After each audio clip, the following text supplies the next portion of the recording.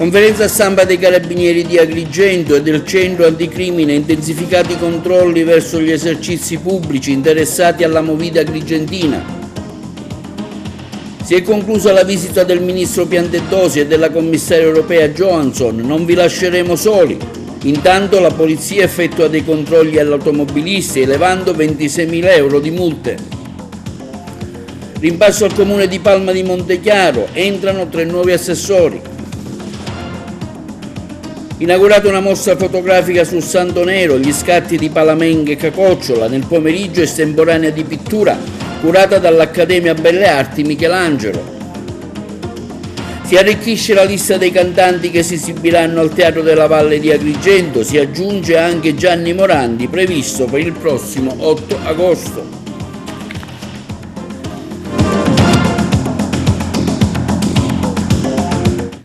E benvenuti oggi con l'appuntamento di TV Notizie. Apriamo il nostro telegiornale con una conferenza stampa oggi dei Carabinieri di Agrigento da parte della compagnia e del Centro Anticrimine Natura relativa al controllo degli esercizi pubblici interessati alla movida agrigentina, il servizio di Peppe Moscato sul posto. Il primo consuntivo è un po' allarmante, nel senso che tutti i controlli purtroppo sono stati positivi, nel senso che è seguita una sanzione o delle prescrizioni o delle imposizioni sanitarie per gli esercenti.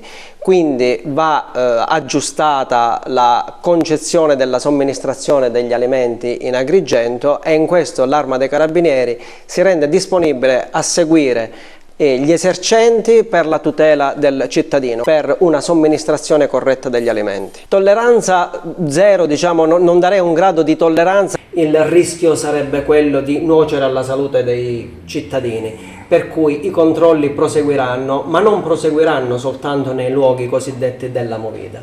I controlli proseguiranno nell'entroterra agrigentino, si svilupperanno lungo tutta la costa, ma andranno anche nel territorio montano, con una forbice che va dalla minima somministrazione alla più alta somministrazione stellata che possa esistere. Qual è la cosa più ricorrente che avete riscontrato? Le cose più ricorrenti sono le violazioni tendenzialmente alla tracciabilità degli alimenti, quindi una corretta tracciabilità degli alimenti in ossequio al regolamento 178 del 2002 e una corretta etichettatura degli elementi. In particolare mi voglio riferire al regolamento 1169 del 2011, laddove questo individua anche gli allergeni, quindi l'appello è quello di indicare correttamente come vuole la norma gli alimenti, ma di indicare in maniera molto chiara e visibile gli allergeni, che in caso di intolleranze possono dare soltanto dei lievi fastidi, ma in caso di allergie possono purtroppo avere epiloghi tragici. Siamo questo tipo di attività che ha descritto il Centro Anticrimine Natura con un altro tipo di intervento, avendo notato negli ultimi giorni, settimane, una recrudescenza della guida sotto l'effetto di sostanze alcoliche e stupefacenti, intensificheremo i controlli stradali, soprattutto nel weekend e all'uscita dei locali. E poi in fascia costiera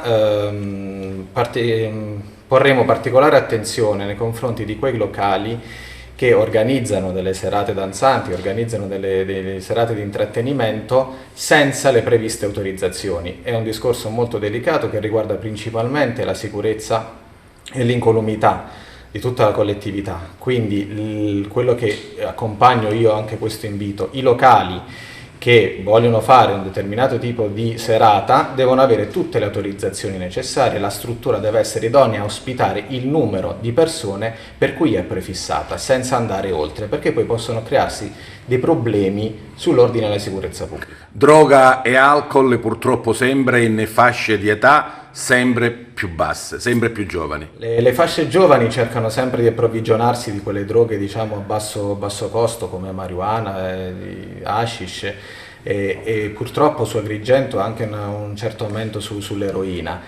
Sono droghe che comunque sono facilmente reperibili e i ragazzi giovani, giovanissimi, anche a volte minorenni, riescono a recuperarla e ahimè farne uso anche a fine di una serata, e anche qualcuno che guida sotto questo effetto.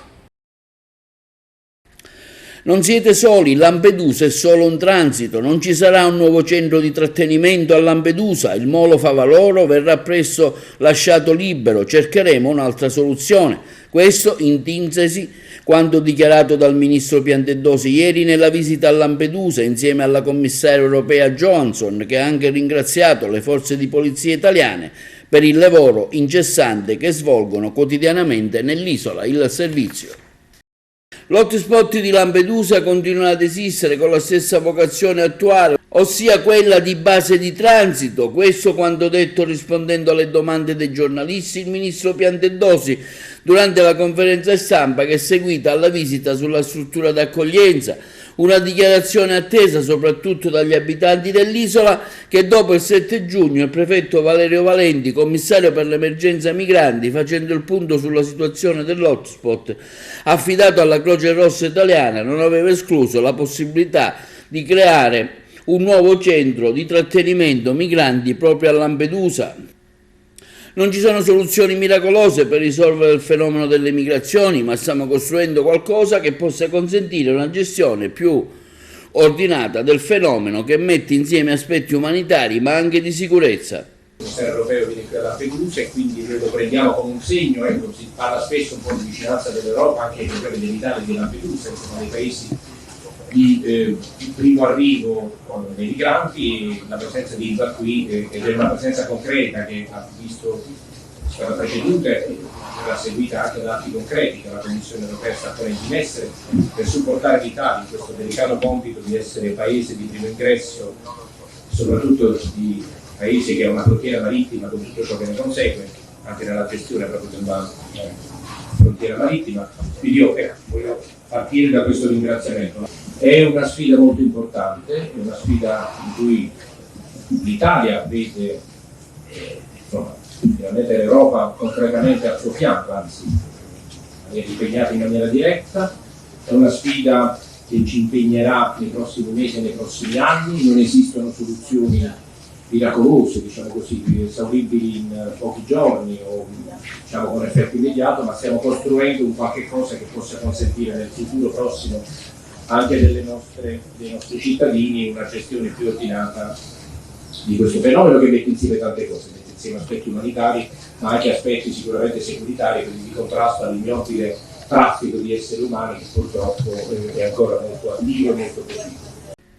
E rassicurazioni sull'impegno dell'Europa sono venute anche dalla commissaria, che ha affermato come l'immigrazione non è solo una sfida italiana ma europea, non siete da soli, ha sottolineato la Johansson rivolgendosi al sindaco Mannino. Sono colpita, ha aggiunto, del lavoro svolto quotidianamente da tutti coloro che sono qui e voglio ringraziare in particolare la Guardia Costiera e la Polizia Italiana. My second message is that this is not only an Italian challenge. Vedo che qui quotidianamente lavorano accanto agli italiani che sono qui allo hotspot anche le agenzie europee, Frontex, Europol e tutti gli altri soggetti che si occupano di questo hotspot. L'Unione Europea già sta facendo qualche cosa e vuole fare di più dal punto di vista finanziario al più presto possibile. But this is not enough.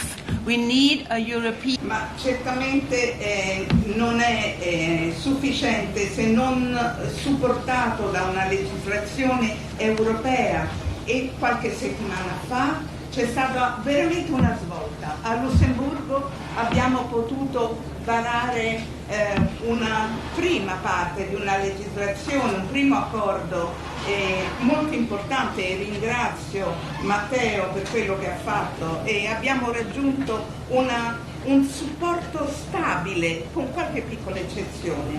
Nessuno Stato membro deve essere lasciato solo ad affrontare questo fenomeno da solo. Se uniti noi siamo molto più forti, nessuno Stato membro può essere lasciato da solo e il nostro mandato raggiunto poche settimane fa è un importante passo in avanti.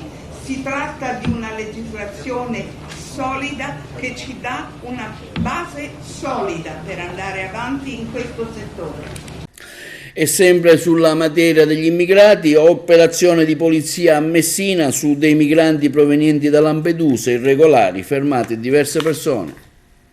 La Polizia di Stato di Messina, in collaborazione con militari della Guardia di Finanza, nell'ambito delle attività investigative connesse allo sbarco di migranti giunti nell'arco della nottata di sabato scorso a bordo della nave Dattilo della Guardia Costiera, traeva in arresto un cittadino extracomunitario di nazionalità tunisina di anni 19, in quanto colto nella flagranza del reato di reingresso illegale nel territorio dello Stato. Nel corso delle indagini condotte dagli agenti della squadra mobile, in collaborazione con i militari del nucleo PEF GICO della Guardia di Finanza, si accertava che il migrante giunto nel porto peloritano a bordo del citato pattugliatore della Guardia Costiera, unitamente ad altri 200 migranti di varie nazionalità, aveva già fatto ingresso illegalmente nel territorio nazionale attraverso la frontiera marittima di Lampedusa nel mese di agosto del 2022 e pertanto respinto alla frontiera con provvedimento adottato dal questore di Agrigento, quindi trattenuto presso il CPR di Potenza e successivamente rimpatriato in Tunisia.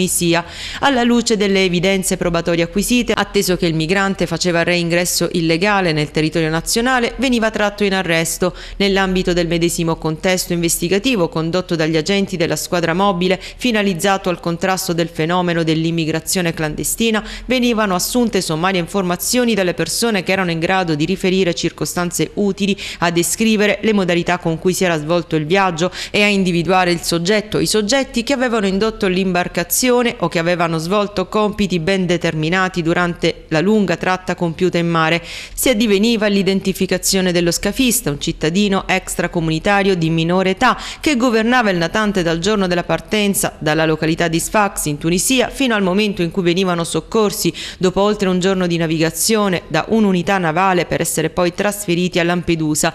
Le informazioni rese dalle persone informate sui fatti trovavano conferma in un video archiviato su uno smartphone in uso ad uno degli escussi, che documentava in maniera inequivocabile che il soggetto che era al timone della piccola imbarcazione con motore fuoribordo era appunto il minore migrante individuato che, alla luce dei gravi indizi di colpevolezza acquisiti, veniva sottoposto al fermo di indiziato di delitto per il reato di favoreggiamento dell'immigrazione clandestina. Dopo le formalità di rito, il fermato veniva associato presso il centro di prima accoglienza per i minorenni di Catania a disposizione della Procura della Repubblica per i minorenni di Messina. Sono stati oltre 26.000 euro le multe che la Polizia di Stato ha elevato durante dei controlli all'automobilisti presso l'isola di Lampedusa. Auto senza revisione e senza assicurazione, guida senza patente, mezzi non revisionati. Queste le maggiori violazioni riscontrate durante i controlli. Continuano i controlli della polizia sull'isola agrigentina, in 2 giorni elevate multe per oltre 26.000 euro. Vasto controllo straordinario del territorio, parliamo dell'isola di Lampedusa per il secondo giorno consecutivo e anche in questo caso elevate multe per diverse violazioni al codice della strada. A effettuarlo i poliziotti della Volanti della Questura di Agrigento, coordinati dal commissario capo Emanuele Montana, su direttiva del questore Emanuele Rigifari. Sono state trovate auto senza revisione, senza assicurazione, mentre alcuni soggetti sono finiti nei guai per guida senza patente perché mai conseguita o perché è scaduta da tempo.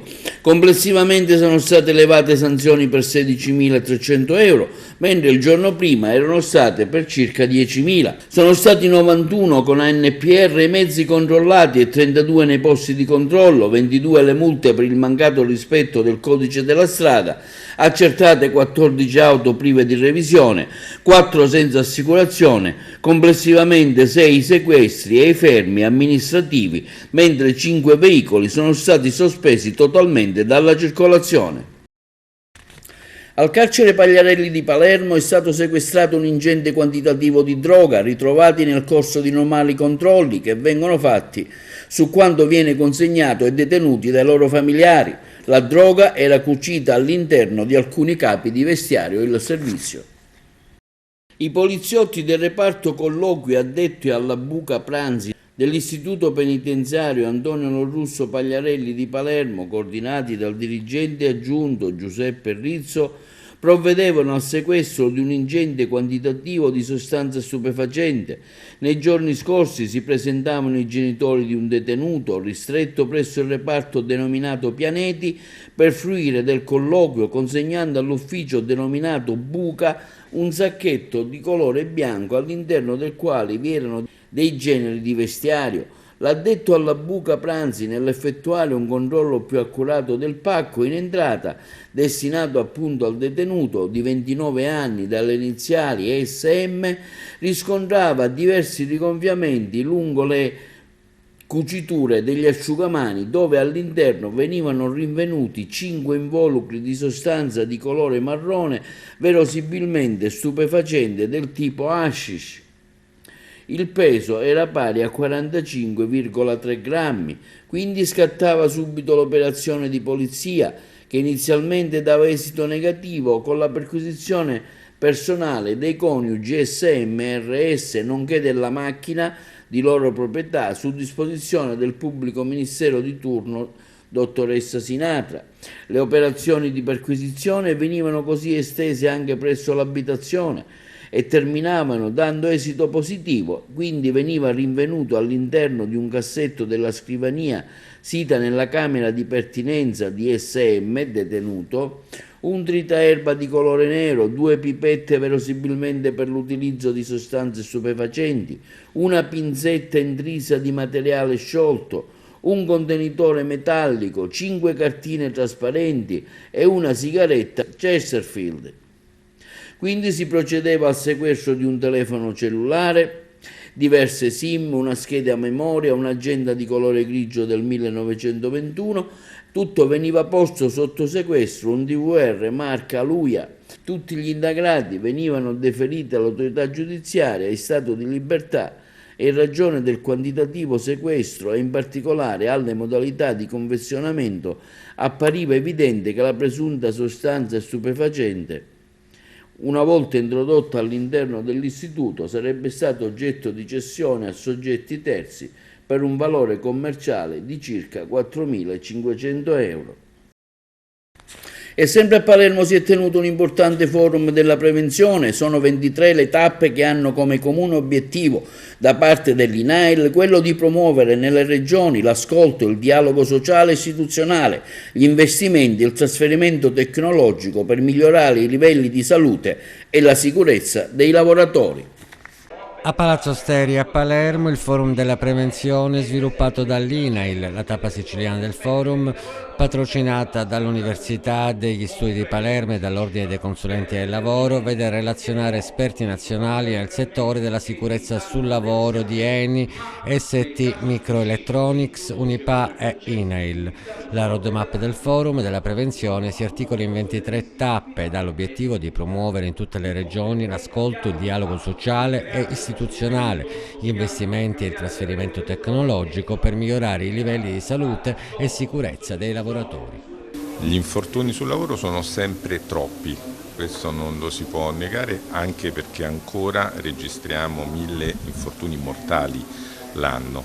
Ricordiamo ciò nonostante che nei confronti internazionali con i paesi con cui ha senso misurarci, la Germania, la Francia, la Spagna, in Italia per 100.000 lavoratori abbiamo un numero di infortuni più basso.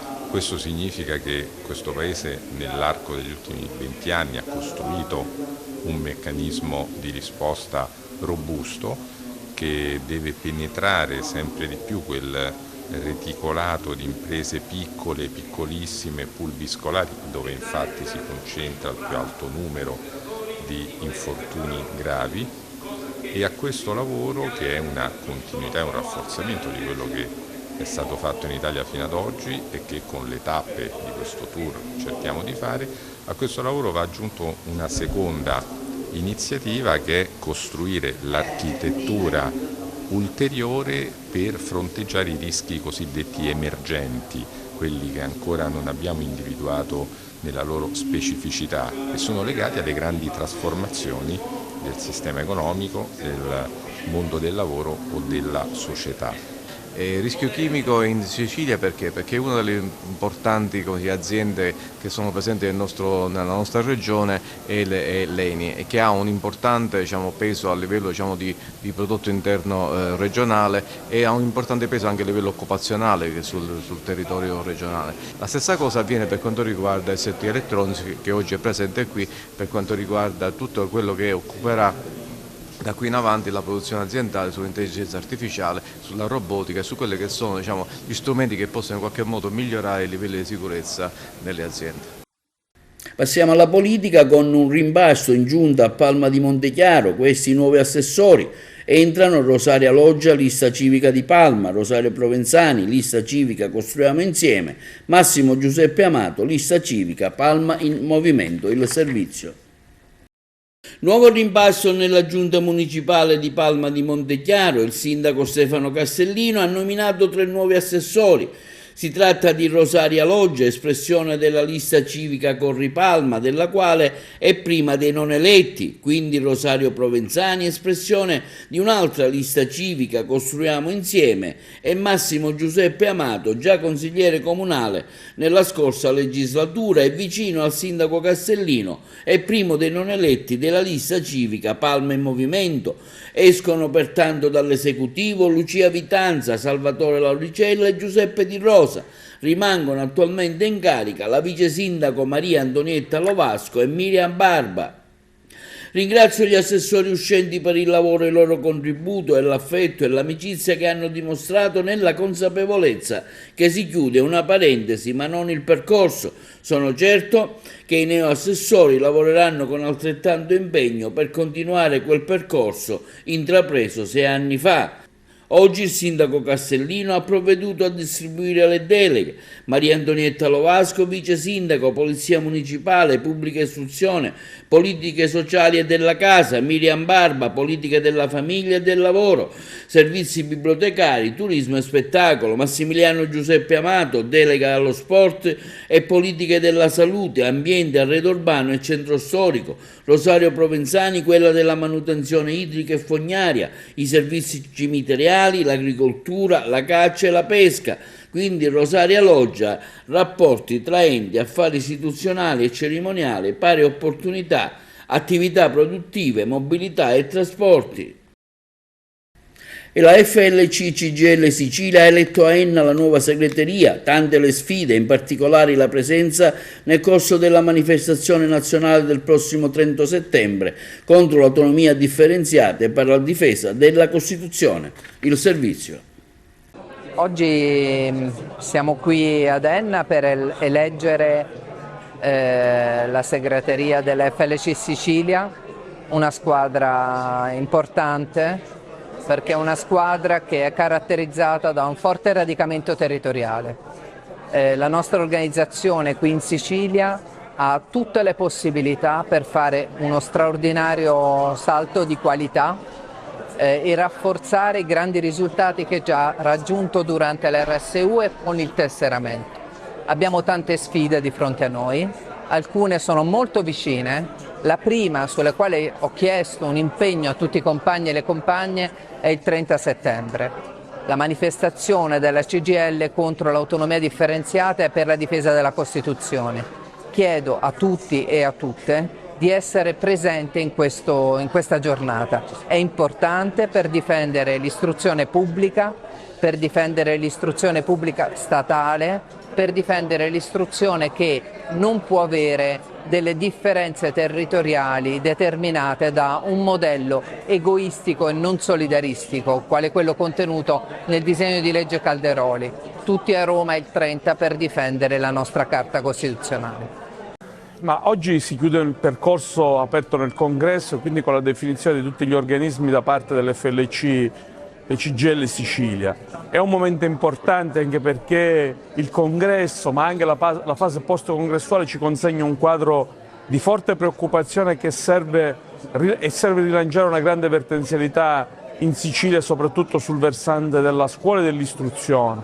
L'autonomia differenziata da un lato, il dimensionamento scolastico dall'altro, ci dice come l'istruzione in Sicilia e il Mezzogiorno sono sotto attacco, e quindi noi abbiamo bisogno di un sindacato della scuola in grado di reagire a questo quadro, a questa condizione, anche per provare a determinare quelle condizioni affinché attraverso l'istruzione si possa ridisegnare un nuovo modello di Sicilia, una nuova Sicilia. Io credo che a partire da questa giornata noi dobbiamo ridelineare un piano di lavoro che metta al centro appunto l'istruzione, il diritto all'istruzione come diritto fondante per il rilancio di questa nostra regione. Detto questo, nelle prossime settimane noi saremo ancora impegnati nel contrasto all'autonomia differenziata, al dimensionamento scolastico, a rispondere a un governo della regione che non ha messo la scuola e l'istruzione al centro della sua iniziativa, e io credo che il sindacato della scuola siciliana sarà in grado di reagire e con la segreteria che ha messo in campo anche di avere una forza e un'autorevolezza che è quella che serve per determinare un nuovo futuro per questa nostra regione.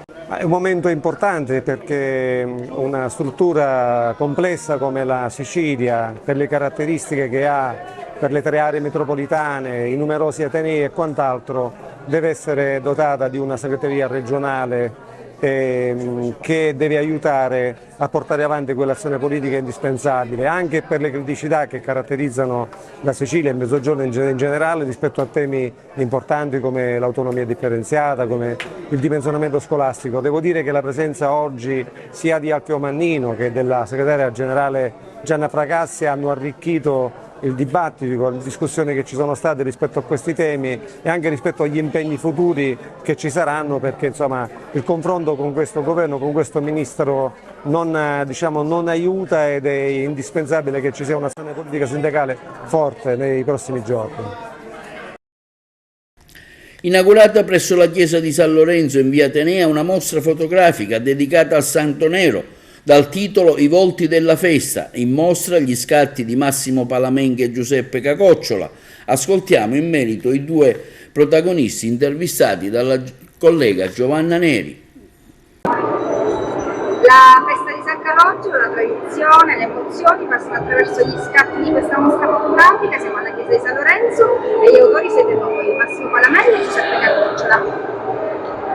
Sì, una festa a tema, una festa che vuole spiegare, diciamo, in soldoni cosa succede in una processione, in una festa di San Calogero. La magia, il pathos, il sentimento, tutti questi elementi sposati, e che cosa esce fuori? Semplicemente la magia della festa di San Calogero, dove le persone, che possiamo notare in tutte le fotografie che abbiamo esposto, hanno tantissimo da raccontare, sono semplicemente degli ex voto dinamici.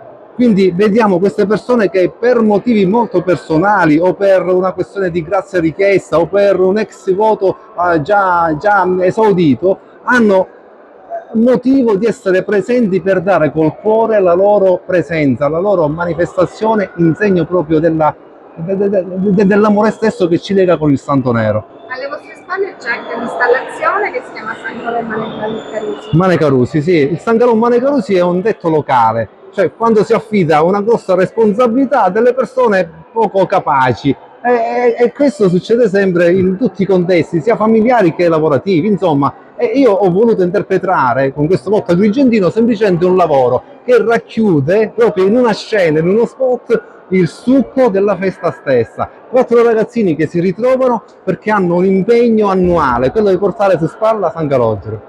Massimo, sono immagini vive e sono accompagnate anche da un suono che riporta le processioni.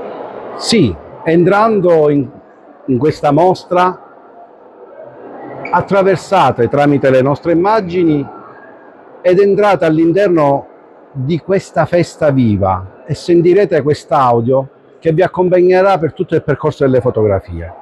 Le foto sono state volutamente non filmate, come ben visto, perché abbiamo deciso, così come tutti gli ex voto, che non portano mai le firme d'autore o di chi l'ha fatto. Volutamente con Giuseppe abbiamo deciso di non firmarle perché ci siamo uniti assieme per donare alla città queste immagini. Sarà possibile visitare la mostra tutti i giorni? Allora, la mostra per questa settimana di San Calogero è aperta dalle 17 alle 22:30. Dalle settimane successive fino al 15 di agosto sarà un'apertura pomeridiana dalle 16 alle 20. Ecco, un aiuto. E sempre su San Calogero, il santo immigrato divenuto agrigentino, si terrà oggi un'estemporanea di pittura dalle ore 15 alle ore 19 sul sagrato del santuario, che vedrà la partecipazione di 14 allievi selezionati dall'Accademia Belle Arti Michelangelo, coordinati dal professor Alfonso Rizzo sotto la guida del professor Alfredo Prado. Linea alla regia per gli spot pubblicitari. Apertura prolungata del Museo Santo Spirito di Agrigento, soddisfazione degli operatori turistici, ma serve ancora altro per andare avanti e mettere altri tasselli. La nota di Federalberghi. Soddisfazione viene espressa dagli operatori turistici della città dei Templi per l'apertura prolungata del Museo di Santo Spirito, ma serve ancora altro, serve andare avanti e mettere altri tasselli. Il tema dell'apertura con orari ridotti del Museo Santo Spirito, evidenziato anche da Federalberghi con il suo presidente Francesco Picarella, che in un incontro istituzionale tenuto con il sindaco nella città nei mesi scorsi ha ribadito la necessaria e urgente esigenza, visto il numero di flussi turistici che si riversano ad Agrigento, di un orario consono alla migliore fruizione possibile dell'importante sito storico-culturale.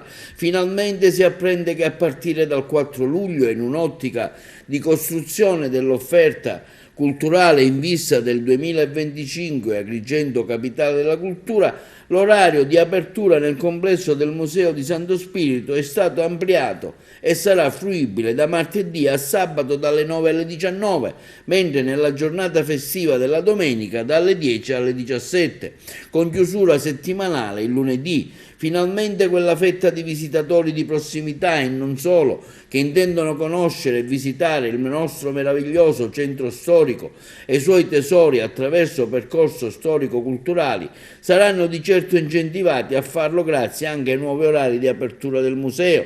Siamo soddisfatti, dichiarano all'unisono i componenti del direttivo dell'Associazione delle Guide Turistiche, e chiediamo all'assessore comunale al ramo che venga riaperto l'Infopoint di Porta di Ponte, necessario e strategico per la sua posizione. Il suo venir meno, continua il comunicato, le guide turistiche limita la fruizione turistica del nostro centro storico, così come è stato del resto chiesto anche da Federalberghi Agrigento e dall'associazione di B&B Agrigento Extra, ai quali le guide agrigentine si associano nella richiesta dell'amministrazione. Sicuramente l'apertura dell'Infopoint di Porta di Ponte è un altro piccolo ma importante tassello che proietterebbe Agrigento verso quelle normali condizioni degne di una città che si appresta a vivere l'anno 2025 quale capitale italiana della cultura, così come dichiarato dall'assessore per il museo, assessore che di certo avrà modo di dare il giusto atto di indirizzo anche a tal riguardo.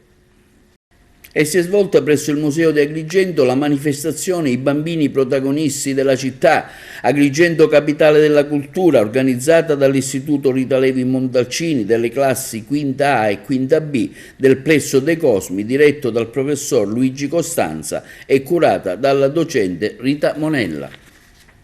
Si è svolta presso la Sala Fazzello del Museo Archeologico di Agrigento la manifestazione I bambini protagonisti di Agrigento Capitale della Cultura, cui hanno partecipato con un cortometraggio le classi quinta A, quinta B del Plesso dei Cosmi, coordinati dalla regista e direttrice docente Rita Monella. Montaggio del Signor Doro. Tra gli intervenuti il dirigente scolastico della scuola, professor Luigi Costanza, e il rappresentante dell'amministrazione comunale, il presidente del Consiglio Comunale di Agrigento Civiltà e l'assessore Lisci. Ad allietare gli intervenuti l'ensemble della Margheritac, coordinati dai docenti professor Giuseppe Villa, Ornella Compagno, Letizia Amico e Marisa Bonfiglio.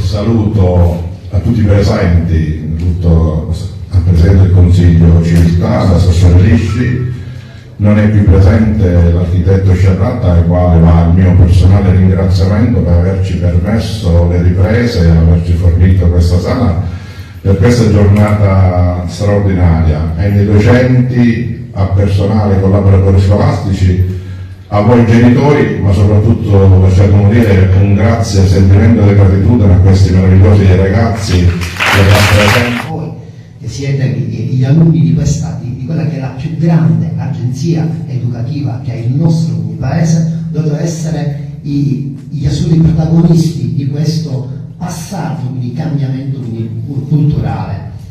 E dicevo l'altro giorno che al preside di Costanza, l'obiettivo nostro, prima di formare l'architetto, l'ingegnere, l'avvocato, l'operaio, il pasticcere, è quello di formare il cittadino. È questo.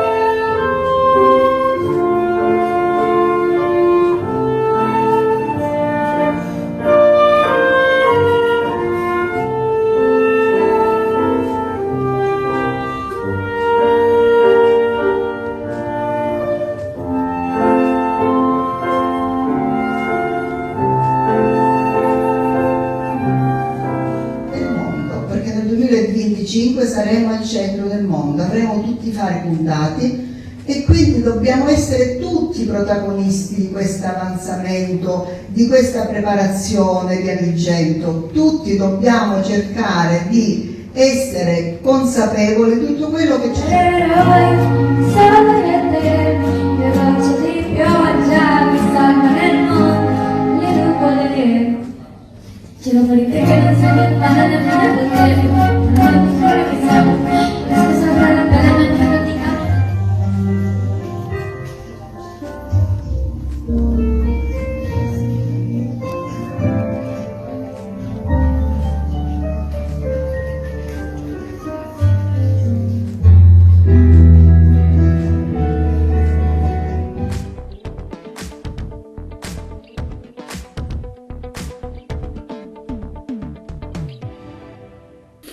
È già operativa a Santa Margherita del Belice la nuova rete pubblica di telecomunicazioni a banda ultralarga. Open Fiber ha concluso i lavori di realizzazione dell'infrastruttura di rete che consentirà ai cittadini, imprese e professionisti del comune in provincia di Agrigento di poter accedere liberamente ad Internet.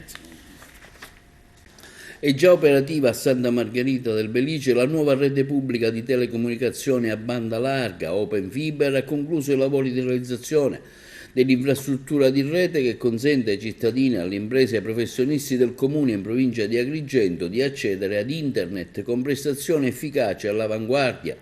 L'intervento si è in particolare concentrato nelle zone meno densamente popolate e finora sprovviste di connettività ultraveloce. La rete ultraveloce disponibile a Santa Margherita del Belice raggiunge 4.176 unità immobiliari attraverso le tecnologie FIT, la fibra ottica stesa fino all'interno degli edifici. Quest'ultima è una soluzione basata sul rilegamento in fibra ottica delle stazioni radiobase in modo tale da raggiungere le unità immobiliari disperse in zona a scarsissima densità di popolazione. Tra gli edifici coperti ci sono l'asilo nido comunale, la scuola materna Rosa Gazzi, la scuola elementare San Giovanni Bosco, la scuola media Giuseppe Tomasi di Lampedusa, la caserma dei Vigili del Fuoco, l'ex distaccamento dei Vigili del Fuoco, quello del Corpo Forestale, il municipio, la caserma della Polizia Municipale, il museo, la biblioteca comunale, il centro per l'impiego, la Guardia Medica e Palazzo Sacco. È un investimento strategico per la digitalizzazione del territorio che non grava sul bilancio del comune. L'infrastruttura tecnologica è stata finanziata con fondi regionali e statali nell'ambito del piano banda ultralarga BUL gestito da Infratel Italia, società in-house del Ministero delle Imprese e del Made in Italy, sotto il coordinamento della Regione Siciliana. Molto ridotto l'impatto della posa in opera della fibra grazie a tecniche di scavo innovativi e sostenibili che consentono a Open Fiber di operare tranquillamente. E sono tante le problematiche che interessano gli automobilisti che vanno a Messina in merito agli svincoli autostradali, in particolare quello di Messina Boccette che porta gli imbarcaderi intasati durante questo periodo estivo. Abbiamo inteso chiedere questo incontro con il Consorzio Autostrade al fine di rimediare a quella che è l'asimmetria informativa alla quale sono soggetti purtroppo gli automobilisti. Infatti giornalmente ci chiediamo se uno svincolo piuttosto che un altro siano aperti o siano chiusi. Diciamo che l'intento facendo queste proposte è proprio quello di metterci a disposizione il CAS per fornire le informazioni giuste ai cittadini che ce ne fanno richiesta giornalmente, e anche un modo di affrontare, diciamo, questa emergenza turistica che vede la città dello Stretto comunque sempre più gettonata, come abbiamo visto ultimamente, in maniera tale da poter dare le giuste rassicurazioni a chi si mette in viaggio. La chiusura spesso è determinata da periodici interventi di manutenzione che stanno interessando la tangenziale. Voi dite sostanzialmente vanno bene questi interventi, però è giusto saperlo per tempo e soprattutto è giusto informare l'utenza.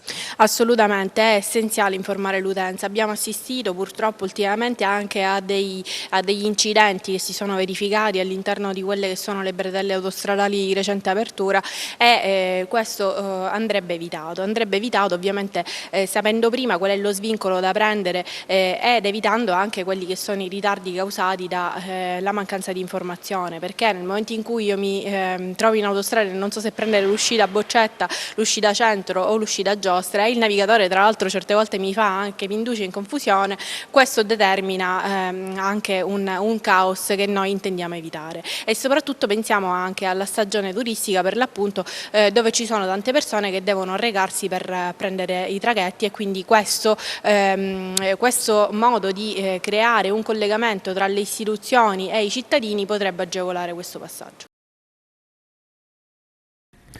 Bene, concludiamo con la notizia di spettacoli. Sarà Gianni Morandi che si esibirà nella nostra Valle dei Templi il prossimo 8 agosto. A comunicarlo attraverso un video è proprio il cantante Il Servizio. Gianni Morandi si esibirà nella nostra Valle dei Templi il prossimo 8 agosto, a comunicarlo attraverso un video è proprio lo stesso cantante. Sarò lì per fare uno spettacolo con le mie canzoni di oggi, le mie canzoni di ieri e quelle dell'altro ieri. Se non avete nient'altro di meglio da fare, io vi aspetto per cantare insieme. Ci vediamo l'8 agosto. Tra i vari appuntamenti quest'anno, a cura dell'imprenditore musicale Enzo Bellavia, al Teatro della Valle ci sono cantanti di alto livello come il 27 luglio Zucchero, l'8 agosto Gianni Morandi, il 20 agosto Gigi D'Alessio, il 24 agosto Massimo Ranieri, il 27 agosto Renga e Neck, il 30 agosto Venditti e De Gregori, il 7 settembre Brignano e per concludere il 19 settembre i Pooh. Il 27 agosto, caro Francesco, io ti porto ad Agrigento, nella Valle dei Templi. Porto, perché guido io. Vabbè. Andiamo insieme ad Agrigento, ci vediamo lì, c'è il concerto Renga, Neck. E questo è tutto per TV A Notizie di oggi, vi diamo appuntamento alle prossime edizioni augurandovi una buona serata.